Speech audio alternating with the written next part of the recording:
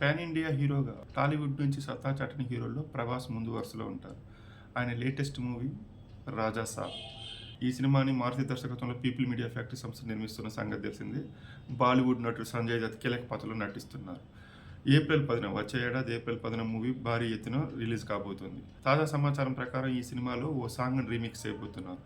నిన్నటి మొన్నటి వరకు ఈ సినిమాలో కృష్ణరాజు గారి పాటను రీమిక్స్ చేస్తారనే వార్తలు బలంగా వినిపించాయి. అయితే అలాంటిదేమీ లేదని మ్యూజిక్ డైరెక్టర్ తమన్ను సింపుల్గా తేల్చిపారేశారు. అయితే ఇండస్ట్రీ వర్గాల సమాచారం ప్రకారము కృష్ణరాజు గారి పాటను రీమిక్స్ చేయడం లేదు.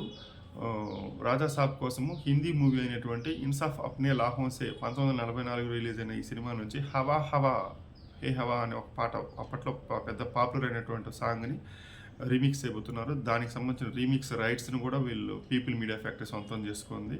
ఈ సినిమాని రాజా సాబ్ కోసము రీమిక్స్ చేయబోతున్నారు. ఇప్పుడు ఒక ఆసక్తికరమైన విషయం ఏమంటే ఇన్సాఫ్ అప్నే లాహోన్సే సినిమాలో సంజయ్ దత్ హీరోగా నటించారు.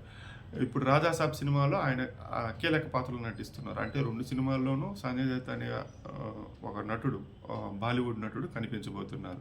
ఈ సాంగ్ ప్రభాస్ అభిమానులను ఎలా మెప్పించిందనేది వేచి చూడాల్సిందే.